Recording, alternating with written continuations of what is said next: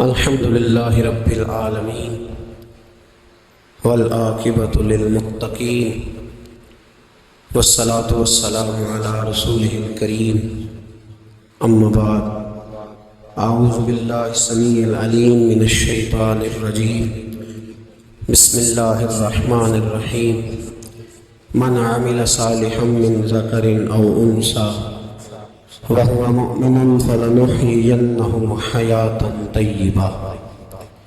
قال الله تبارك وتعالى في مقام آخر ومن أعرض عن ذكري فإن له معيشة ضنكا. صدق الله العظيم وصدق رسوله النبي الكريم. إن الله وملائكته يصلون على النبي يا أيها الذين آمنوا صلوا عليه وسلموا تسليما. اللهم صل على سيدنا ومولانا محمد معدن الجود والکرم وآلہ وصحبہ وبارک وسلم. عزیز دوستو، انسانی زندگی اثرات لیتی ہے. اچھے اثر بھی ہوتے ہیں، برے اثر بھی ہوتے ہیں. انسان کو موسم کا اثر بھی ہوتا ہے، انسان پر اس کے خاندان کا اثر بھی ہوتا ہے، انسان پر صحبت کا اثر بھی ہوتا ہے. بالکل اسی طرح انسان پر اس کی نیکی کا اثر بھی ہوتا ہے اور گناہوں کا اثر بھی ہوتا ہے. نیکی دل کو سکون دیتی ہے، گناہ انسان کو پریشان کر دیتے ہیں. نیکی اللہ کی رحمت کو متوجہ کرتی ہے. پھر حالت یہ ہوتی ہے کہ انسان اپنی ان پریشانیوں کا حل کہیں اور ڈھونڈتا پھرتا ہے. حالانکہ جب گناہوں کی بیماری لگے تو اس کی شفا توبہ میں ہوتی ہے، اس کا حل اللہ کے حضور معافی مانگنے میں ہوتا ہے، پہچاننے میں ہوتا ہے کہ مجھ سے کہاں غلطی ہو گئی، کس جگہ جا کے کمزوری میں نے دکھائی. ہر انسان اچھی، ٹھنڈی، خوبصورت، سکھ والی زندگی چاہتا ہے. اللہ کریم نے سورہ نحل کے اندر ارشاد فرمایا من عمل صالحا من ذکر او انثی، فرمایا جو بھی اچھے عمل کرے، چاہے مرد ہو چاہے عورت ہو، وَهُوَ مُؤْمِنٌ، شرط یہ ہے کہ مومن ہو. فَلَنُحْيِيَنَّهُ حَيَاةً طَيِّبَةً، فرمایا ہم اسے پاکیزہ زندگی عطا فرما دیں گے، حیات طیبہ دے دیں گے اسے، پاکیزہ زندگی. شرط کیا ہے؟ من عاملہ صالحا، نیک عمل کرے. کون سے عمل کرے؟ اٹھنا بیٹھنا، کھانا پینا، چلنا سونا جاگنا محتاط ہو اس کا، وہ نیکی کرے. قرآن پاک کے لفظوں کے حسن پر غور فرمائیے گا. فرمایا فَلَنُحْيِيَنَّهُ حَيَاةً طَيِّبَةً، ہم ضرور اسے پاکیزہ زندگی عطا فرما دیں. صاف ستھری زندگی دیں، معیاری زندگی، خوبصورت شب و روز، آئیڈیل زندگی جس کو لوگ کہیں گے، وہ والی زندگی اسے دیں. اور دوسرے مقام پر سورہ طٰہٰ کی آیت نمبر 124 میں فرمایا وَمَنْ أَعْرَضَ عَنْ ذِكْرِي، جو ہمارے ذکر سے منہ پھیرے گا، جو ہمارا کھا کے چہرہ کسی اور طرف کرے گا، جو چلے گا ہماری زمین پر لیکن توجہ کسی اور طرف ہوگی، آسمان کی چھت ہماری بنائی ہوئی لیکن اس کے خیالات کہیں اور ہوں گے، فَإِنَّ لَهُ مَعِيشَةً ضَنْكًا، فرمایا ہم اسے تنگ زندگانی عطا کر دیں گے. اس کی زندگی تنگ ہو جائے گی، اس کی معیشت تنگ ہو جائے گی. گناہ زندگی کو تنگ کر دیتے ہیں، نیکی زندگی میں آسانی پیدا کرتی ہے. آپ کو اگر زندگی میں سکون چاہیے ہو تو آپ کسی غریب کی خدمت کر کے دیکھیں، اللہ کتنا سکون عطا کرتا ہے. آپ بڑے پاورفل بھی ہیں، بڑے طاقتور بھی ہیں اور بڑے باوقار بھی ہیں، لیکن کسی کو گالی دے کے آپ کا دل کبھی ٹھنڈا نہیں ہوگا، تکلیف ہوگی، اس کے اندر آزمائش ہو. ڈاکٹر ریسرچ کرتے ہیں، ڈاکٹر وہ کہتے ہیں گناہ کرنے سے آدمی جسمانی طور پر کمزور ہوتا ہے، لیکن وہی عمل اگر وہ بطور نیکی کرتا ہے تو اللہ اس میں اسے قوت عطا فرماتا ہے. اسی عمل میں اللہ اسے قوت عطا کر دیتا ہے. میں صرف اشارہ دے رہا ہوں، اس بات کی تفصیل میں نہیں جانا چاہتا. میرے عزیز یہ یاد رکھے کہ نیکی آپ کو سکون دے گی، نیکی آپ کو ٹھنڈا کرے. اللہ تبارک و تعالیٰ نے قوموں پہ عذاب نازل کیا اور قرآن مجید فرقان حمید نے ان قوموں کے تذکرے بیان فرمائے. بھائی کس لیے بیان کیے؟ کہ ہم عبرت حاصل کریں، ہم یہ غور کر لیں کہ یہ کام ہم نے نہیں کرنا، اس کام سے ہم نے بچنا ہے. ہم نے غور کرنا ہے کہ یہ چیز ہمارے اندر. لوگ کہتے ہیں نہیں جی نہیں، ہم پہ یہ عذاب نہیں آئے گا، بالکل نہیں آئے گا، اس میں شک نہیں. پر اللہ نے بیان کس لیے کیا تھا؟ بیان کیا قرآن مجید معاذ اللہ کسی ایسی چیز کا بیان کرتا ہے جس کی ضرورت نہ ہو؟ قرآن پاک نے ایک ایک حرف ایسا بیان کیا جس کی مسلمان کو ضرورت تھی. قوم نوح کا ذکر فرمایا قرآن پاک نے. حضرت نوح علیہ السلام کی قوم کو حضرت نوح علیہ السلام نے 1500 سال سمجھایا. 15، کچھ لوگوں نے 950 سال لکھا ہے نا، اعلیٰ حضرت نے لکھا 1500 سال عمر ہوئی حضرت نوح علیہ السلام. اللہ تعالیٰ بندے کو جلدی سزا نہیں دیتا، بلکہ قرآن مجید میں ایک جگہ رب کریم اس طرح بھی فرماتا ہے کہ جب بندے مجھے بھول جاتے ہیں تو میں ان کے لیے نعمتوں کے دروازے کھول دیتا ہوں. بندہ سمجھتا ہے کہ میں کچھ تو ہے نا کہ میرے اندر، کہ میں جدھر جاتا ہوں خیر ہی خیر ہو جاتی ہے. وہ سمجھتا ہے کہ میری عقل ہے، حالانکہ اللہ اسے ڈھیل دیتا ہے. اللہ اسے ڈھیل دیتا ہے. گناہوں کی سزا کے 3 طریقے. ایک ہے متنبع کرنا، تنبیہ کرتا ہے اللہ، بندہ متنبع ہو جاتا ہے، یہ اللہ کا بہت بڑا احسان ہوتا ہے. ایک ہوتا ہے مہلت دینا، اور ایک تیسرا ہوتا ہے اللہ خفیہ تدبیر کرتا ہے. تھوڑا سا سمجھیے گا، انسان پر کوئی آزمائش آئی، فوراً اس کی چھٹی اس نے کہا کہ وہ فلان جگہ غلطی کی تھی تب ایسا ہوا. ہوتا ہے نا کئی دفعہ آواز آتی ہے نا اندر سے، چلے بول دیں کچھ نہیں ہوتا آپ کو. اللہ جانتا ہے یہاں کوئی کچھ نہیں کہے گا آپ کو. اور ہماری تو ویڈیو بھی نہیں گھومتی، یعنی خبر بھی نہیں ہو کہ کس نے ہاں کر دی کس نے نہ کر دی. آپ بغیر ٹینشن کے بات چیت کریں، آج کچھ نہیں ہوتا ہے انشاءاللہ تعالی. آتی ہے اندر سے آواز. میں آپ سے اس لیے ان چیزوں کی تصدیق کراتا ہوں کہ باقیوں کو بھی آتی ہے کہ نہیں، اس لیے تصدیق. کبھی کوئی کسی جگہ انسان پریشان ہوتا ہے تو محسوس کرتا ہے کہ وہاں مجھ سے ہوتا ہے نا جی، جس کو یہ نصیب ہو جائے بڑا خوش نصیب آدمی ہے. حضرت مولا علی فرماتے ہیں اگر تجھے دنیا میں سزا مل گئی تو بچ گیا ہے سمجھ، پھر اللہ کرم کرے گا، آخرت میں سزا نہیں دے گا. اور یہ یاد رکھ لے، وما اصابکم من مصیبت فبما کسبت ایدیکم ویعفو عن کثیر. اللہ فرماتا ہے دنیا میں تجھے جو بھی تکلیف پہنچتی ہے وہ تیرے ہاتھوں کے کرتوتوں کی وجہ سے پہنچتی. ویعفو عن کثیر، فرمایا کثیر گناہ تو میں ویسے ہی معاف کر دیتا ہوں. یہ جو تیری زندگی میں دکھ ہے نا، یہ بھی میری قلیل سزائیں ہیں. یہ کثیر پر سزا، یہ قلیل ہے، قلیل یہ جو تمہاری زندگی میں تکلیفیں.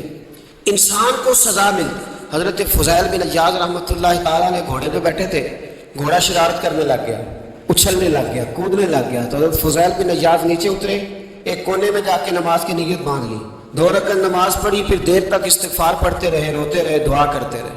واپس آئے، خادم عرض کرنے لگے حضور سمجھ نہیں آئی، گھوڑے نے تھوڑی سی شرارت کی، وہ بھدکا ہے، آپ نے اس کو چھوڑا ہے اور چھوڑ کر کے آپ نماز میں لگ گئے. تو حضرت فضیل بن عیاض فرمانے لگی جب بندہ اللہ کی نافرمانی کرتا ہے نا تو جو چیزیں اس کی فرما بردار ہوتی ہیں وہ اس کی نافرمانی کرنے لگ جاتی.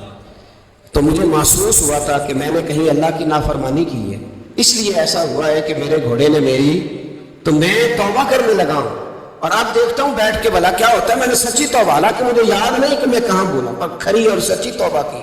دوبارہ گھوڑے پہ بیٹھے تو گھوڑا بالکل صحیح ہو کے ساتھ چلنے لگ گیا. میرے بھائی جب یہ تنبیہ ہے اللہ کی طرف سے، یہ متنبع کیا جاتا ہے کہ تو بعد آ جا. بہت ساری جگہوں پہ انسان کو وقتی طور پر اگر سزا مل جائے، نبی پاک علیہ السلام کی خدمت میں ایک صحابی آئے، بات مضبوط کر دو، واقعہ سنایا ہے نا تو کچھ لوگ سمجھتے ہیں کہ یہ واقعہ ہے. تو میں ایک حدیث پاک امام بہقی کی لکھی ہوئی عرض کرتا ہوں. نبی پاک علیہ السلام کے ایک صحابی آئے اور ان کا سر پھٹا ہوا تھا، خون بہ رہا تھا. سرکار نے فرمایا کیا ہوا؟ عرض کی حضور ایک عورت جا رہی تھی، میری نظر پڑی، ابھی نظر پڑی ہے کہ میرے آگے ستون آ گیا تو میرے سر پہ لگ گیا. نبی پاک صلی اللہ علیہ وسلم نے فرمایا تیرے لیے خوشخبری ہے، اگر دنیا میں تیری غلطی کی تجھے سزا ملی ہے تو پھر رب تجھے قیامت میں سزا نہیں دے گا. پھر اللہ قیامت میں سزا، بعض گناہ ایسے ہیں جن کی یہاں بھی سزا ملے گی اور وہاں بھی ملے. لیکن میرے بھائی پہلی بات یہ ہے کہ اللہ تعالیٰ اس غلطی کی یہی سزا دے لے اور دعا فرمائے اللہ تبارک و تعالیٰ یہاں بھی معافی عطا فرمائے، وہاں بھی معافی عطا فرمائے، اللہ درگزر فرمائے. لیکن میرے بھائی ایک تو یہ سزا، ایک سزا یہ ہوتی ہے کہ انسان جب گناہ کرنے لگتا ہے تو اللہ نعمتوں کے دروازے کھولتا ہے، مہلت دیتا ہے. 500 سال تک فرعون کو مہلت دی. کتنے؟ یہاں جو 5 سال حکومت کر لیتا ہے وہ کہتا ہے سب سے قابل میں ہی ہوں، مجھے مہلت بھی ملی ہوئی ہے. 500 سال مہلت دی اللہ تعالیٰ. اور فرعون کی قوم پر پتہ عذاب کس طرح کیا ہے؟ ٹڈیاں مسلط کر دی اللہ نے. یہ گھومتی نہیں چھوٹی سی، ہم اپنی زبان میں اس کو کچھ لوگ مختلف ناموں سے یاد کرتے ہیں، کوئی مکڑی کہتا ہے، کوئی کچھ کہتا ہے. مسلط کر دی، جاتی نہیں. ان پر بنی اسرائیل کے ان مقابل جو فرعون کی قوم تھی ان پر الزام اس طرح کا عذاب آیا کہ مینڈک مسلط کر دی اللہ تعالیٰ. برتن کھولتے تھے اندر مینڈک نکلتا، دنیا کی ہر دوائی استعمال کرتے تھے لیکن مینڈک نکل آتا تھا. تھوڑا سا سمجھا کرو چیزوں کو. ہمارے رنگ نہیں زیادہ گورے کہ ہم پر عذاب نہیں آتا. کوئی بہت زیادہ اللہ تعالیٰ معاف فرمائے دولت نہیں جمع کرا بیٹھے شاہی خزانے میں کہ ہم سے پوچھا نہیں جائے. یہ مہلت ہے, مہلت کو مہلت سمجھو.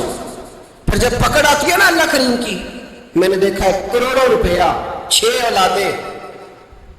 ایک شخص کے بچے باہر سے آ رہے تھے, وہ بندہ بیمار تھا. مجھے کہنے لگا حضرت جی دعا کریں میں ان کے آنے سے پہلے مر جاؤں ورنہ آ کے مجھے مار دیں گے. تو دعا کریں. اتنی بے سکونی, کروڑوں روپیہ پڑا ہے تو یہ عذاب نہیں؟ کوئی ضروری ہے کہ پتھر ہی برسیں گے تو سمجھ آئے گی؟ یہ جو سگا بیٹا بوڑھے باپ کے قریب سے گزر جاتا ہے, سلام نہیں لیتا تو اس کو عذاب نہیں سمجھتے؟ یہ جو امت کی بیٹیاں, امت کی بچیاں, ہماری بچیاں ایک سال کے اندر 75,000 ہزار بچی ایک ڈویژن سے بھاگ کے شادی کر رہی ہے, اور ایک صوبے سے. تو اس کو آپ اللہ کا عذاب نہیں سمجھتے؟ یہ معمولی بات ہے. نہیں ہمارے رنگ ہو رہے ہیں, ہم بڑے سمارٹ ہیں.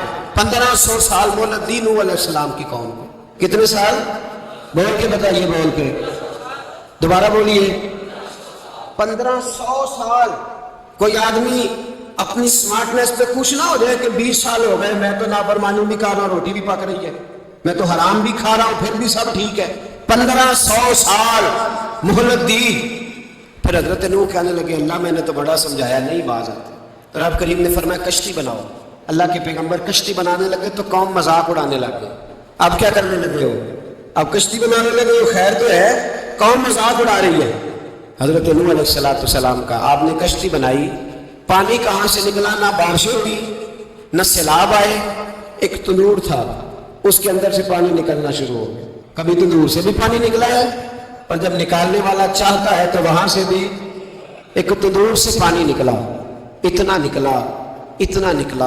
اتنا نکلا کہ قوم ساری ڈوب گئی.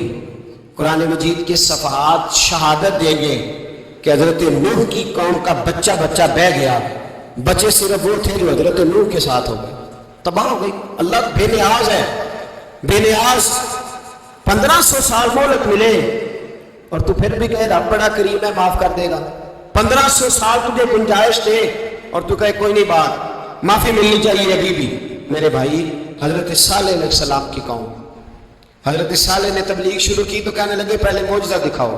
جی آج تو نہیں لوگ معجزے مانتے, آج بھی لوگ کرامتے اور معجزے, اللہ معاف کرے, جو چیزیں معجزہ تو ہو نہیں نہ سکتا, لیکن آج بھی لوگ, آپ یقین کریں, کہتے ہیں یہ بڑی نمازیں پڑھتا ہے تو پھر بخشا کیوں نہیں گیا, پھر کیوں نہیں منو سلوا کیوں نہیں اترا اس پر, پھر میں بھی اسی طرح ہی ہوں, کیا اس کے اندر خوبی آ گئی؟ مولوی بھی ویسے ہی ہے, صوفی بھی ویسے ہی ہے. لوگ مان نہیں رہے, لوگ دلیلیں مان نہیں رہے, ابھی بھی لوگ بحث نہیں کرتے. کیا فرق آ گیا جی؟ ویسے ہی ہیں سارے. اللہ تعالیٰ سے ڈرنا چاہیے. ہمیں سامنے والے کی طرف دیکھ کر صحیح ہونے کا حکم نہیں ہے, ہمیں اپنی اصلاح کا حکم ہے. اپنی طرف دیکھ کے اپنے آپ کو ٹھیک کرنے کا. الزام لگا کے گزر جانا, اس کا کوئی مطلب سنو اور یاد رکھو. حضرت صالح علیہ السلام سے کہنے لگے پہلے معجزہ دکھائیں.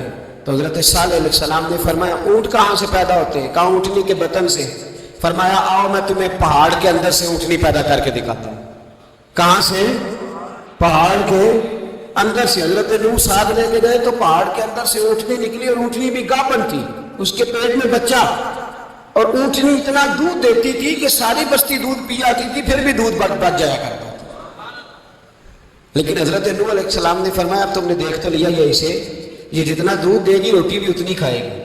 ایک دن تم سارے پانی پیو گے, ایک دن یہ سارا پانی پیا کرے گی. ایک دن تم سارے باقی جانوروں کو گھاس کھلاؤ گے, ایک دن یہ اونٹنی ہے. اونٹنی کا نام کیا؟ ناقۃ اللہ, اللہ کی اونٹنی. کس کی اونٹنی؟ نام کیا ہے؟ اللہ کی. یہ اللہ کی اونٹنی ہے.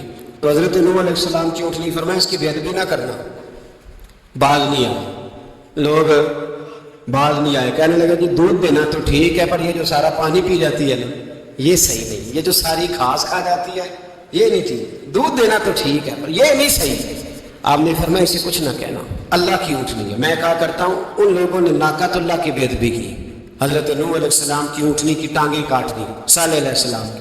اور دیکھو اللہ بڑا بے نیاز ہے, اگر پیدا کرنا جانتا ہے تو حفاظت کرنی نہیں جانتا. لیکن رب کریم نے فرمایا نہ کرنا. انہوں نے ان کی پیر کاٹ دیے, کانوں پہ چھریاں لگائیں. اونٹنی جب مر گئی, اونٹنی اللہ تبارک و تعالیٰ کی وہ اونٹنی جب مر گئی تو حضرت صالح علیہ السلام کی قوم پر رب کریم نے زلزلہ بھیجا. اذا زلزلت الارض زلزالها, جب زلزلے آئیں گے اور جب ان کا زلزلہ آنا، خیر زلزلہ آتا ہے نا، کیا کرتی ہے قوم؟ لا الہ الا اللہ، لا الہ لا الہ الا اللہ، کلمے جاری ہو جاتے ہیں۔ بلکہ ایک دفعہ ایسا بھی ہوا کہ مسجدوں میں اعلان ہونے لگے زلزلہ آ رہا ہے۔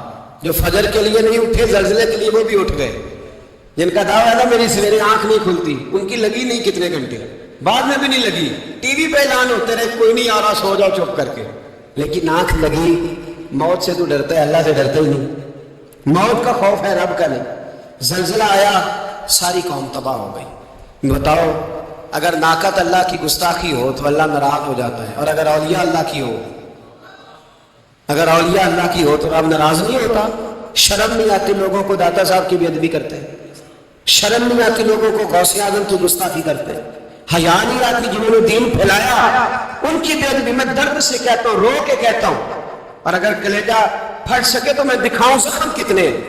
ایک حج کے موقع پر ایک بابا جی، اس سال 4,80,000 روپے کا پرائیویٹ حج تھا، اور بابا جی کی کیفیت کمزور تھی، بیچارے بیمار تھے، اس کے باوجود وہ گئے۔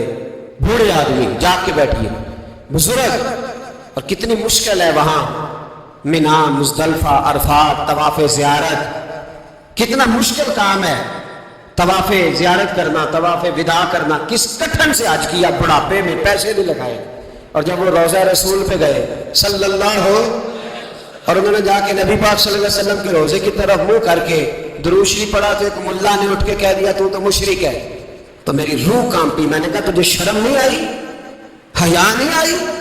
اس کی عمر دیکھ، اس بڑھاپے میں کہاں سے چلا، کہاں آیا؟ یہ مشرک ہوتا تو کسی مندر میں جاتا، یہ مشرک ہوتا تو کسی گرجے میں جاتا، یہ مشرک نہیں، یہ مومن ہے، اور یہ وہ والا مومن ہے جس کے سینے میں دل جب دھڑکتا ہے تو خالی دھڑکتا نہیں، ساتھ وہ محمد عربی پہ درود و سلام بھی پڑھتا ہے۔ شرم نہیں آتی لوگوں کو؟ اتنی بڑی گستاخی کرتے ہیں۔ جو روضہ رسول پہ آیا مشرک ہے۔ میں نے ایک مولوی کو صاف صاف کہا تھا، میں نے کہا اگر میں مشرک ہوں تو نکالو، مشرک کا داخلہ تو یہاں ویسے ہی منع ہے۔ شرم نہیں آتی؟ اپنی زبان کا ایک پاس کرو کچھ۔ اتنا ظلم، اتنی بڑی فرقہ واریت امت میں، اتنا امت کو تقسیم کرتے ہو، تمہیں شرم نہیں آتی؟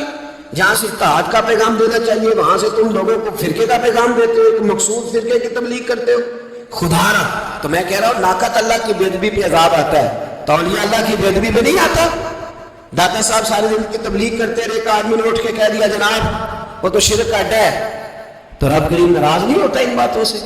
ہمیں خیال کرنا چاہیے، اللہ سے ڈرنا چاہیے۔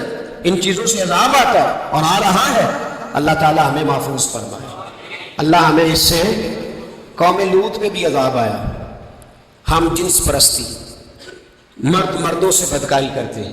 حضرت نوح نے سمجھایا کہ یہ کام درست فطرت کے خلاف ہے، یہ کام درست نہیں۔ جب انسان یہ کام کرتا ہے تو زمین اور آسمان کانپتے ہیں۔ اب میں کیسے کھول کے بتاؤں، میرے پاس اعداد و شمار ہیں کہ پاکستان کے اندر اس کام کی کیفیت کیا ہے، اور کس طرح کر کے لوگ، میں تو رونا روتا رہتا ہوں داڑھی کا۔ لوگ کئی دفعہ کہتے ہیں حضرت صاحب پہلے بھی آئے تھے تو داڑھی کی بات، پھر بھی آئے تو داڑھی کی بات، تو میں رونا روتا ہوں۔ اس لیے روتا ہوں کہ جو کلین شیو نوجوان ہوتا ہے وہ امرت کے حکم میں ہے، اس پر وہی حکم لگتا ہے جو عورت پہ لگتا ہے، اس کے ساتھ مرد کا اٹھنا بیٹھنا اسی طرح ناجائز ہے جس طرح عورت کے ساتھ۔ حضرت جنید بغدادی رحمت اللہ تعالیٰ علیہ کے سامنے ایک شخص نے کہا وہ کتنا خوبصورت نوجوان جا رہا ہے، تو آپ فرمانے لگے تو حافظ قرآن نہیں؟ کہا ہاں، فرمانے لگے کہ آپ نے حفظ کی خیر مناؤ۔ وہ شخص کہتا ہے میں نے اس بغیر داڑھی والے کلین شیو نوجوان کو بری نظر سے دیکھا، مجھے قرآن پاک ہی بھول گیا، سارا قرآن پاک بھول گیا، اور کتنے سال میں دعائیں کرتا رہا، بیت اللہ کے طواف کرتا رہا، میں یاد بھی کرتا تو نہیں ہوتا۔ کیسے؟ اب تو ہمارا نعت کہاں بیوٹی پارلر سے ہو کے آتا ہے، ہم کسی اور کو کیا پیغام ہے؟ وہ پیغام، وہ نظام، وہ طریقہ کار جس کا حکم تھا شریعت میں، قوم لوط پر عذاب آیا۔ صحیح بیٹھتے ہوں گے بچے جو موٹر سائیکلوں پہ بیٹھتے ہیں، میں نے گجرانوالہ کی سڑکوں پہ بچوں کو، نوجوانوں کو جو تماشے کرتے سر عام دیکھا ہے تو مجھے ڈر لگتا ہے، اور کوئی روکنے والا نہیں، شغل ہو رہا ہے، ہنس رہے ہیں، اور سامنے عورتیں بھی ہیں، سب ہو رہا۔ کتنی تکلیف کی بات۔ حضرت نوح کی قوم یہ کام کرتی تھی، قرآن پاک نے بیان کیا ہے۔ حضرت نوح نے سمجھایا، فرمایا رب کریم نے تمہیں اپنی خواہش پوری کرنے کے لیے جائز طریقہ عطا فرمایا، عورتوں سے نکاح کرو، اور اس نکاح کی برکت سے جو اللہ تمہیں اولاد دے گا اس کو اللہ تبارک و تعالیٰ تمہارے لیے باعث بخشش بھی فرمائے گا۔ لیکن جب قوم نہ مانی تو جو قوم لوط کا عمل کرے اس کا علاج قرآن نے بیان فرمایا کہ آسمان سے پتھر برسیں گے. پھر پتھر برسے اور جن کے بڑے بڑے اچھے دماغ تھے ان کے دماغ چکنا چور کر دیے گئے, تباہ کر دیے گئے, ان کے دماغ زمین پر بچھاڑ دیا گیا. اللہ مہلت دیتا ہے لیکن اس کا مطلب یہ نہیں کہ انسان توبہ ہی نہ کرے. حضرت شعیب علیہ السلام کی قوم پر بھی عذاب آیا, اس لیے کہ بددیانتی کرتی تھی, ناپ تول میں کمی کرتی تھی. میں نے کہا تھا شب قدر کی رات کہ یہ کوئی تماشا ہے کہ شب رات آئی تو ساری رات روتے رہے, یا اللہ معاف کر دے, یا اللہ معاف کر دے, رو رو کے چیخے مار مار روئے. شب قدر آئی تو پھر چیخے ماری, ساری رات روئے.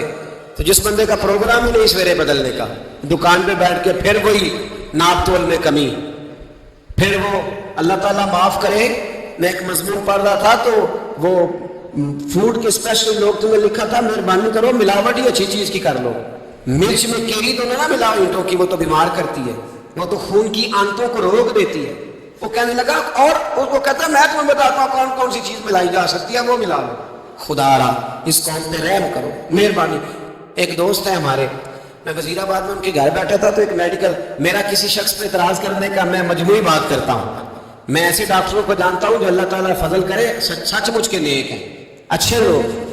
تو بچے کا میڈیکل سٹور ہے, تو والد بیمار ہو گیا, تو کہتا ہے ابا جی ڈاکٹر صاحب نے کہا آپ کو ڈرپ لگنی ہے. تو سگے باپ کو ڈرپ لگانے لگا تو باپ کیا کہتا ہے پتر تیری مہربانی مینوں کوئی اصلی لائی, اور نہ لائی جڑی لوگوں کو لانا ہے. اب وہ پیار سے سنا رہا ہے بات. میں نے اسے کہا کہ یہ تو ڈوب مرنے کا مقام ہے نا, ڈوب مرنے کا مقام, کہ جس ملک کے اندر دوائی بھی صحیح نہ بکے, اصل نہ ملے دوائی بھی, اور پھر وہ قوم کہے کہ ہم نے تو پورے روزے رکھے, ہم نے تو بڑا صدقہ اور خیرات کیا, دوائی بھی اصل نہ ملے. جناب شعیب علیہ السلام کی قوم ناپ تول میں کمی کرتی تھی, تو اللہ تبارک و تعالیٰ نے ان پر بتا عذاب کس طرح کا بھیجا. شدید گرمی ہوئی, اللہ ہمیں محفوظ فرمائے. سارے آمین کہہ دیا. دیکھیں کتنا اچھا موسم کر دیا رب کریم, اللہ ہمیں محفوظ فرمائے, اللہ رحمت فرمائے. شدید گرمی کی لہر آئی, باہر اتنی گرمی ہوئی کہ لوگ اپنے گھروں میں گھس گئے. جس طرح سورج کی شعاعیں گھروں کے اندر داخل ہو جاتی, اس طرح گرمی کی لہر اندر داخل ہوئی. اور جس طرح کسی کو آگ لگ جائے تو وہ آدمی اچھلتا کودتا ہے نا, اس طرح یہ لوگ اچھلنے لگے اور اچھل کود کے مر گئے. جرم کیا تھا؟ ناپ تول میں کمی کرتے رہے. حضرت داؤد کی قوم بھی تباہ ہوئی. جرم کیا تھا؟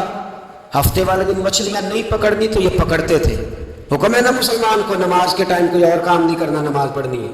میرا خیال ہے مسلمان تو فٹافٹ آ جاتے ہیں, سارے پہنچ جاتے ہیں نا مسجدوں میں. ہلکا ہلکا بول رہے ہیں آپ, کیوں نہیں پہنچتے؟ اگر حضرت سیدنا, اور پتہ انہیں سزا کیا ملی, اللہ نے فرمایا اس ٹائم عبادت کرنی ہے, کام نہیں کرنا, وقت نہیں ہے کام کا. انہوں نے مچھلیاں پکڑی, 12,000 لوگ تھے. پتہ ہے مالک نے سزا کیا دی؟ بندر بنا دیا. اللہ کریم قرآن مجید کا پہلا سپارہ پڑھے, فجعلناها نکالا لما بین یدیہا وما خلفہا. اللہ فرماتے ہیں پچھلوں کے لیے بھی عبرت بنا دیا, بعد والوں کے لیے بھی عبرت, نشان عبرت بنا دیا. بندر بن گئے, اور جو ان کے دوست جو بچ گئے تھے ان کے پیر چومتے تھے, روتے تھے. 3 دن بندر بن کے زندہ رہے. پھر اللہ نے سب کو اجتماعی موت دے دی. تو اگر مسلمان سے اللہ کہے کہ نماز کے ٹائم کاروبار نہیں, جمعے کے ٹائم کاروبار ہے, تو مسلمان کہتا ہے نہیں مجھے مہلت ملی ہوئی ہے. یہ تو اس وقت پتہ چلتا ہے نا جب بچے ڈیوٹی لگاتے, ہاں عذاب آتا ہے, اس وقت پتہ چلتا ہے. میں نے دیکھا یہ منظر, اس وقت پتہ چلتا ہے جب بچے کسی ملازم 6,000 کی ڈیوٹی لگاتے, کہتے ہیں ابے کا دھیان رکھنا, ہم دکان پہ بیٹھنے لگے. پھر اسے سمجھ آتی ہے اگر میں نماز کے ٹائم مسجد میں ہوتا تو آج میری اولاد میری خدمت میں ہوتی. میں نماز کے ٹائم مسجد نہیں گیا تو بچوں نے 6,000 کا ملازم بٹھایا ہے, ابا جی کا خیال رکھ, ایک نرس بلائی ہے, تو خیال رکھ. کدھر ہوتے ہیں مسلمان نماز کے ٹائم؟ ایک عیسائی نے اعتراض کیا ہے, سنیں. وہ کہتا ہے مجھے لگتا ہے مسلمانوں کے 3 خدا ہیں. مسلمان ہٹ گیا, کہنے لگا نہیں ہمارا تو ایک ہے. کہا نہیں 3 ہے. معاذ اللہ استغفر اللہ, ہمارا ایک ہے. کہنے لگا نہیں میں ثابت کرتا ہوں, ایک تمہارا خدا 5 نمازوں کا ہے, ایک رمضان کا ہے, ایک عید کا ہے. لگتا ہے معاذ اللہ عید والا زیادہ تگڑا ہے, تم زیادہ آتے ہو.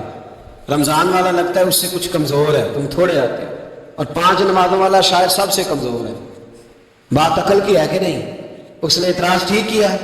تو مسلمان کو چاہیے نا خیال کرے. ایک یہودی نے لکھا تھا, اس نے کہا تھا جس دن مسلمانوں کی تعداد فجر کی نماز میں اتنی ہو گئی جس دن جتنی جمعے میں ہوتی ہے, اس دن نہ کوئی یہودی سازش کرے گا، نہ کوئی عیسائی تلوار نکالے گا۔ شرط یہ ہے کہ یہ اسی طرح فجر پڑھنے ہیں جس طرح جمعہ پڑھنے آتے ہیں، تو پھر کوئی شخص بھی ان کو کسی جگہ شکست دے سکتا تو اپنے ہمارے گناہ ہمیں پریشان کرتے ہیں۔ یہ جتنی آزمائشیں ہیں ان کے پس منظر میں گناہ ہیں۔ ہماری زندگی کے اندر جتنی تکلیفیں، ہماری پریشانیوں کا سبب ہم خود ہیں۔ بہت ساری جگہوں پہ ہم غلطی کرتے ہیں، اس کی ہمیں سزا ملتی، غلطی کی سزا۔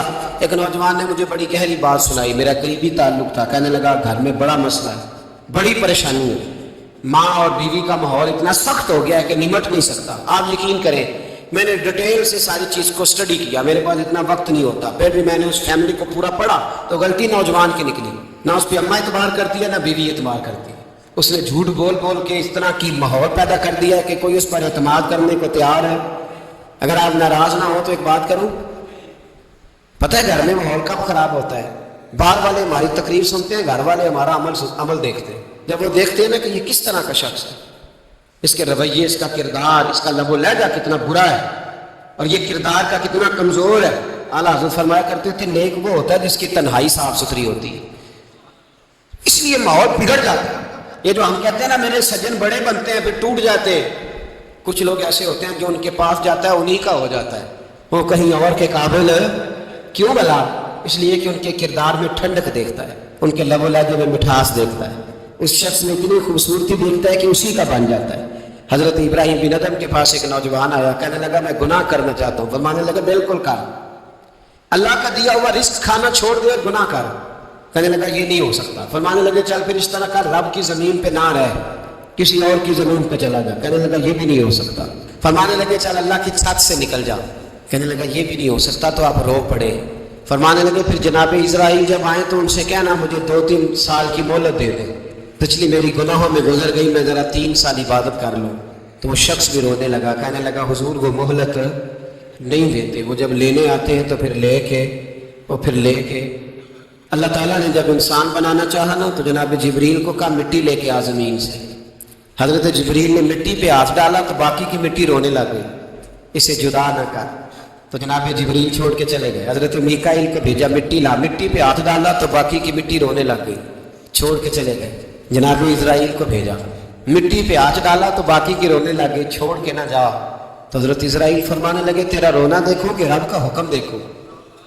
وہ لے گئے، جب پیش کی تو رب کریم نے فرمایا اسرائیل جان نکالنے کی ڈیوٹی بھی تیری، تو مٹی کو لے آنا، باقی مٹی روتی بھی رہے تو روتی رہے، جب میرا فیصلہ آ جائے تو پھر اس میں کوئی گنجائش ہے۔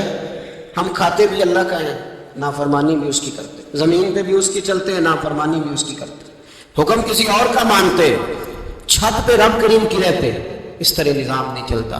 میرے بھائی یاد رکھ لو گناہوں کی سزا ملے گی، زندگی تنگ ہو جائے، یہاں بھی آزمائش ہوگی اور وہاں بھی۔ میں نے درس پہ کہا تھا، پھر بات کہتا ہوں، یہ میں اپنے لیے کہہ رہا ہوں، توجہ ہے میری بات پر۔ دعا فرمایا کرے کہ جو کچھ ہم نظر آتے ہیں اللہ ہمیں ویسا بننے کی توفیق بھی عطا فرما۔ اللہ ویسا بننے کی یہ مشکل معاملہ ہے، مشکل۔ دیکھیں نا ایک آدمی سیاستدان ہے، اس نے بڑے اچھے نعرے لگائے، انقلاب آ جائے گا، میں غریب کا بھلا کر دوں گا، میں یتیموں کے سر پہ ہاتھ رکھوں گا، میں مجبوروں کی مدد کروں گا، میں دکھیوں کی مدد کروں گا، مزدوروں کو۔ اس نے اچھے اچھے نعرے سکھائے، اچھا اس نے پیغام دیا، اندر اس کے یہ تھا کہ اقتدار ملے گا تو مرضی کروں گا۔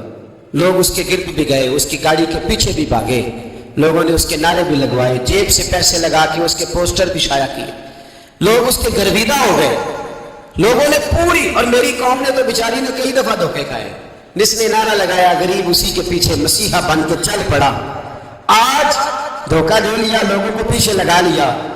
یہ بتاؤ اگر راز کھل جائے، اگر راز کھل جائے کہ یہ دھوکہ دے رہا ہے، یہ فریب کر رہا ہے، تو لوگ اس کا کیا حال کریں گے؟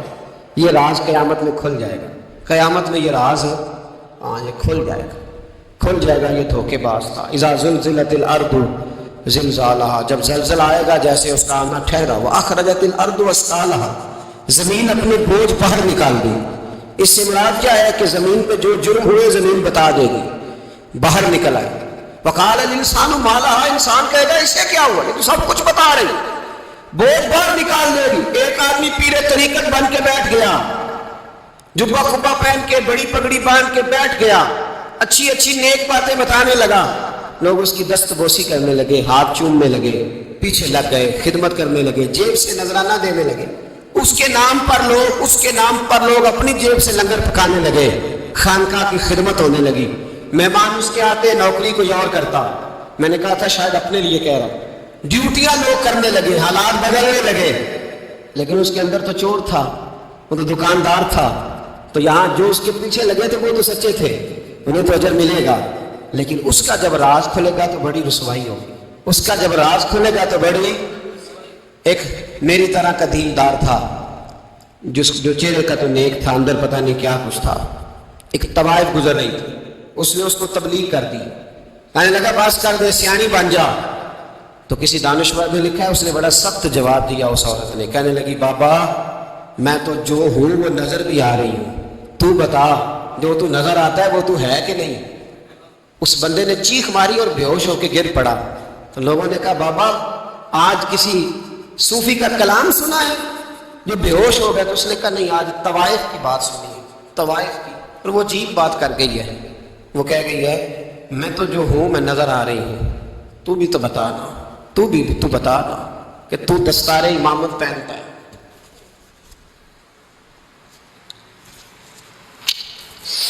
تو بتا تو جو کہلاتا ہے تو وہ ہے کہ نہیں؟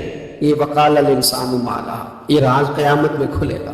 ہم جو کچھ بتا رہے ہیں نا اپنی زبانوں سے، ہمیں اپنے گناہوں کا احساس ہونا چاہیے۔ ایسا نہ ہو کہ جب سزا ملے تو پھر اس طرح کی ملے کہ دوبارہ کسی کو کوئی منہ دکھانے کے قابل نہ رہے۔ میرے بھائی یاد رکھیں اور سمجھیں، گناہ انسان کی زندگی کو تنگ کرتے ہیں۔ میرے نبی پاک علیہ السلام نے فرمایا جب تو جھوٹ بولتا ہے تو تیرے فرشتے کرامن کاتبین سائڈ پہ ہو کے کھڑے ہو جاتے ہیں، جب تو زنا کرتا ہے تو تیرے اندر سے ایمان نکل جاتا ہے۔ اور نبی پاک علیہ السلام نے فرمایا جب میری قوم میں ناانصافی عام ہو جائے گی تو قتل بھی عام ہو جائے گا۔ اور سن لو لکھ لینا یہ حدیث دل کی تختی پر، نبی پاک علیہ السلام نے فرمایا جب میری قوم میں بے حیائی اور بدکاری عام ہو جائے گی تو دو سزائیں اللہ دے گا، ایک تو جوان موتیں آئیں گی، جوان بچے کچھ بھی نہیں دیکھا چلے گا، اور دوسری سزا اللہ یہ دے گا کہ ایسی بیماریاں آئیں گی جن کا علاج نہیں ملے گا، ایسے امراض پھوٹ پڑے گا۔ اگرچہ میں آپ کو ایسی تقریر بھی سنا سکتا تھا جس پہ آپ بہت زیادہ محظوظ ہوتے، پر میں نے اس جمعے میں ایسا موضوع چنا ہے جس کا ہمیں خاص ضرورت ہے۔ بھائی دیکھیں تو صحیح کہ ایسا تو نہیں کہ ہم ان عیبوں میں مبتلا ہیں۔ میرے نبی کریم علیہ السلام نے فرمایا جب تم نیکی کا حکم دینا اور برائی سے منع کرنا چھوڑ دو گے پھر اللہ تم پر ظالم حکمران مسلط کرے گا۔ اور اگلے لفظ اس سے بھی زیادہ سخت ہیں، محبوب فرمانے لگے پھر تمہاری نیک لوگ دعائیں بھی کریں گے تو اللہ وقتی طور پر ان کی دعاؤں کو بھی قبول نہیں فرمائے گا، اس لیے کہ تم لوگوں نے نیکی کا حکم دینا اور بھلائی سے روکنا چھوڑ دیا۔ عزیزو یاد رکھو جب گناہ عام ہوتے ہیں تو پھر حالات بدلتے ہیں اور لوگوں کو سزا ملتی ہے ان کے گناہوں کی، بلکہ یہاں تک لکھا ہے کہ نیت خراب ہو تو سزا شروع ہو جاتی ہے۔ کیا خراب ہو؟ بولیے گا، نیت بھی خراب ہو تو سزا۔ حضرت رومی کہتے ہیں کہ ایک بادشاہ کو پتہ چل گیا کہ ایک آدمی نے بڑا اچھا باغ لگایا ہے، خوبصورت باغ ہے، مالٹے کا کنوں کا باغ بڑا پیارا۔ بادشاہ نے کہا ذرا جا کے دیکھتا ہوں۔ بادشاہ سلامت باغ دیکھنے آئے تو اب وہ مزدور آدمی تھا، عام آدمی تھا جس نے باغ لگایا، کسان تھا، اس کو کہا کہ چند کنوں توڑ کے لایا تو بڑے پیارے لگے، ایک دو اور لایا، کھائے، بڑے میٹھے، بڑے پیارے، بڑے توانا، بڑا مزہ آیا۔ تو بادشاہ کے دل میں خیال آیا کہ اس پہ قبضہ نہ کر لوں باغ پہ۔ ہمارے یہاں نا کرائے پہ دکان دیتا نا مالک، تو جب کسی غریب کی چل جاتی ہے کہتا ہے تو خالی کر، میں نے خود ڈال لی ہے، چل گئی نا اس کی۔ حالانکہ رزق اپنے اپنے نصیب کا ہے، رزق اپنے اپنے نصیب کا ہے، جس کو اللہ تعالیٰ چاہتا ہے عطا کرتا ہے۔ تو اس کو کہا کہ اور توڑ کے لا، اور دل میں خیال ہے کہ یار اتنا اچھا باغ ہے قبضہ کر لیتے ہیں، ہماری حکومتیں قبضہ کر لیتی ہے کہ کوئی چیز اچھی لگ جائے۔ اب وہ کسان 2-3 کنوں توڑ کے لایا، اس نے کھائے تو کھٹے نکلے، ترش تھے۔ کہنے لگا تجھے کیا ہو گیا ہے؟ تو بندہ بڑا صاحب دل تھا، کہنے لگا میں تو ٹھیک ہوں، آپ اپنی نیت سے پوچھیں کہ یہ خراب تو نہیں ہو گئی؟ تو کنوں میں بھی اس کا اثر آ گیا ہے، اپنی نیت، تو نیتیں بگڑ جائیں نا نیتیں۔ اب ایک بات کہنے لگا ہوں، غور سے سننا، جب تک دو بھائی اکٹھے کاروبار کرتے ہیں نیت ہوتی ہے کہ ہمارا گھر چلے گا، تب تک اللہ برکت دیتا ہے۔ اور جب اپنی اپنی جیبیں سمیٹنے لگ جاتے ہیں نا کہ یہ میرا 5,000 ہے آج میں گیا تھا اگرائی کرنے، یہ میرا 10,000 ہے آج میں نے زیادہ، جب وہ ٹٹولنے لگتے ہیں پھر اس دکان سے بھی برکت اٹھ جاتی ہے، پھر وہاں سے بھی برکت چلی جاتی ہے۔ فَإِنَّ لَهُ مَعِيشَةً ضَنْكَ، فرمایا جب تو میں منہ پھیر لیتا ہے پھر تیری زندگی اللہ تنگ کر دے، پھر وہاں سے بھی برکت، خوبصورتی، اثر اٹھ جاتا ہے۔ ایک سنار نے گلی میں ایک یتیم چھوٹے سے بچے کو گھومتے دیکھا تو سنار بے اولاد تھا، بچے کو اٹھا کے گھر لے آیا، 18 سال اس بچے کی پرورش کی، اس کو پالا پوسا جوان کیا۔ سنار کے پاس وہ دکان پہ چلا جاتا، وہ کئی دفعہ دکان پہ رہتا، کئی دفعہ گھر میں رہتا، ایک دفعہ وہ دکان پہ تھا، بچہ گھر تھا، 18 سال کا جوان، اس کی بیوی اکیلی تھی، وہ جس نے ماں بن کے پالا تھا اس نے اسی پہ حملہ کر دیا، اس کا بازو بری نیت سے تھاما، بیوی چیخی، تھوڑی دیر گزری تو وہ نوجوان پیرے میں بیٹھ گیا، کہنے لگا اماں پتہ نہیں مجھے کیا ہوا۔ شام کو سنا رہا ہے، بیوی چیخنے لگی، چلانے لگی، کہنے لگی آج عجیب بات ہوئی، جس کو میں نے جگر کا خون دے دے کے پالا اسی نے گندی نظر ڈالی۔ سنار محو حیرت ہے، بیوی کا خیال تھا کہ لاٹھ اٹھائے گا، ڈنڈا اٹھائے گا، نوجوان کو مارے گا، لیکن وہ رونے لگ گیا۔ اس نے کہا آج اس نے میرا بازو تھاما ہے، جانے کیا کیا ہے؟ پریشان ہونے لگ گیا، سجدے میں گر گیا، کہا تو بتاتا کیوں نہیں؟ تو وہ سنار کہنے لگا اس کی غلطی نہیں، 18 سال کے بعد آج مجھ پر بھی شیطان سوار ہوا تھا، ایک عورت آئی تھی، وہ اپنے بازوؤں میں چوڑیاں پہننا چاہتی تھی تو میں نے بھی گندی نظر سے ہاتھ ڈالا تھا، رب کریم نے مجھے فوراً اس کی سزا دی۔ جن کے گھروں میں بیٹیاں ہوتی ہیں ان کی نظریں گندی نہیں ہوتی، جو بیٹیوں کے باپ ہوتے ہیں، جو بہنوں کے بھائی ہوتے ہیں، ان کی نظریں گندی۔ اور اگر تو ٹیلی فون کرتا ہے تو کسی عورت کے ساتھ تعلق رکھتا ہے تو یہ بات لکھ لے، امام فخر الدین رازی 1، علامہ اسماعیل حقی 2، مولانا جلال الدین رومی 3، امام خازن 4، امام جلال الدین سیوطی 5 حدیث کے استاد اور محدث لکھتے ہیں کہ اگر تو کسی پر گندی نظر ڈالے گا تو تیرا گھر بچ سکتا، یاد رکھ نہیں بچے گا، اس لیے کہ تیری نظر کسی کی بیٹی کو بیٹی سمجھ تاکہ تیری بچی کا پردہ قائم رہے، کسی کی بہن کو، یہ کیا بات ہوئی کہ تو جتنا مرضی گند معاشرے میں پھیلاتا رہے تیرا گھر بچا رہے، یہ کیسے ہو سکتا ہے؟ فَإِنَّ لَهُ مَعِيشَةً ضَنْكَ، اللہ فرماتا ہے زندگی تنگ ہو جائے گی تیرے لیے مشکل، تو ڈھونڈتا پھرے گا کہ میں مرنے کو جگہ تلاش کروں۔ سچی توبہ کرے، کھری توبہ کرے، یہ گناہ انسان کو مجبور کر دیتے ہیں۔ حضرت عبداللہ بن مبارک رحمۃ اللہ تعالیٰ علیہ، ان کے سینکڑوں شاگرد تھے، ایک شاگرد کے انتقال کا وقت آیا تو گھر گئے ملنے، آپ کہتے ہیں میں نے زور لگا لیا پر اس کی زبان پر کلمہ جاری نہیں ہوا، میں اسے کہتا کلمہ پڑھ پر اس کی زبان پر جاری، اللہ اکبر، بہت بڑی نعمت ہے، دعا فرمائے اللہ ایمان کی موت عطا فرمائے، ایمان کی موت دے اللہ کرے، ایمان کی موت دے۔ ایسے بھی لوگ دیکھیں ہیں، مسجد نبوی ہے، رسول اللہ کا شہر ہے، سر سجدے میں ہے، روح پرواز کر گئی، روح پرواز، کہ کتنا نصیبوں والا ہے، کتنا نصیبوں والا ہے کہ مسجد نبوی نے سر سجدے میں رکھا ہے، اور اللہ تبارک و تعالیٰ نے محبوب کے قدموں میں موت عطا فرمائی۔ تو حضرت عبداللہ بن مبارک کہتے ہیں میں نے اس کو کہا کلمہ پڑھ تو اس کی زبان پہ جاری نہیں ہوتا، میں بار بار کہتا تو وہ منت کرتا، کہتا حضور میں کوشش کرتا ہوں جاری نہیں ہوتا۔ فرماتے میں پریشان ہو کے اٹھا، ابھی میں دروازے پہ پہنچا تھا، اس نے چیخ ماری اور روح پرواز کر گئی، بچے رونے لگے، بیوی رونے لگی، تو میں نے اس کی بیوی سے کہا کہ یہ جرم کیا کرتا، اتنا بڑا پاپی پہ کلمہ جاری نہیں ہوا۔ اس کی زوجہ کہنے لگی حضرت جی 2 گناہ تھے اس کے، ایک تو یہ شراب کا عادی تھا، روکتی تھی باز نہیں آتا تھا، اور دوسری بات یہ کہ یہ اپنی اماں کا نافرمان تھا، وہ 2 گلیاں چھوڑ کے رہتی ہے، یہ کبھی ملنے نہیں گیا تھا، اس بوڑھی کا کلیجہ اس کی طرف سے بڑی تکلیف میں تھا۔ تو حضرت عبداللہ بن مبارک کہنے لگے جا تو بھی دعا کر، اس کی ماں کو بھی کیا دعا کرے کہ یہاں تو یہ کلمہ نہیں اسے نصیب ہوا، اللہ کرے اللہ آخرت کی منزلیں اس کی بہتر فرما دے۔ میرے بھائی ایسے گناہ، حضرت مالک بن دینار نے توبہ کی انہوں نے، کس طرح؟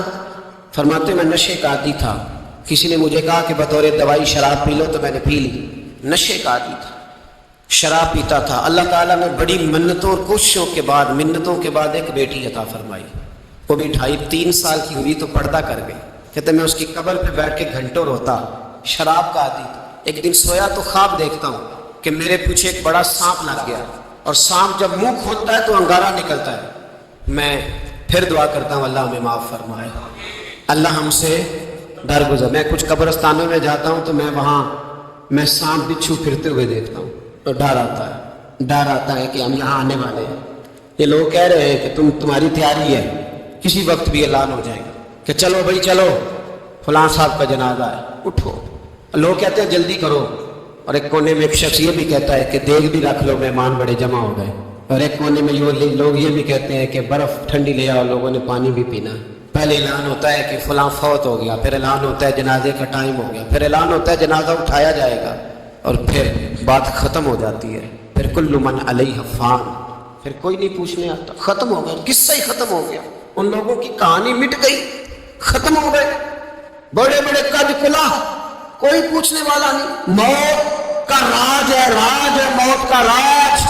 موت راج کرتی ہے بس، اور کسی کا راج نہیں. اور راج کرتی ہے، جدھر جاتی ہے اسی کا راج کر رہی ہے. تو حضرت مالک بن دینار کہتے ہیں قبرستان میں نے دیکھا، میں خواب دیکھتا ہوں بڑا اژدہا، اس کے منہ کے اندر آگ میرا پیچھا کر رہا ہے. کہتے میں خواب دیکھ رہا ہوں.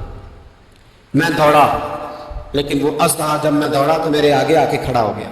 میں مشرق کو دوڑا تو وہاں بھی آ گیا، مغرب کو دوڑا تو وہاں بھی آ گیا. جناب مالک بن دینار کہتے ہیں ایک بوڑھا شخص کمزور مجھے بچانے آیا، پر اس اژدہا نے پھونک ماری تو وہ بوڑھا آدمی دور جا گرا. کہتے میں چیختا تھا، چلاتا تھا. ایک پہاڑی پہ میں بھاگا گیا تو وہاں مجھے میری بیٹی ملی، مجھے فوت ہو گئی.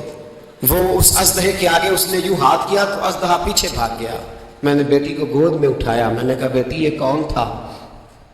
کہنے لگی ابا یہ تیرا برا عمل تھا، یہ تیرا برا عمل تھا، یہ تجھے کھا جاتا اگر میں نہ ہوتی.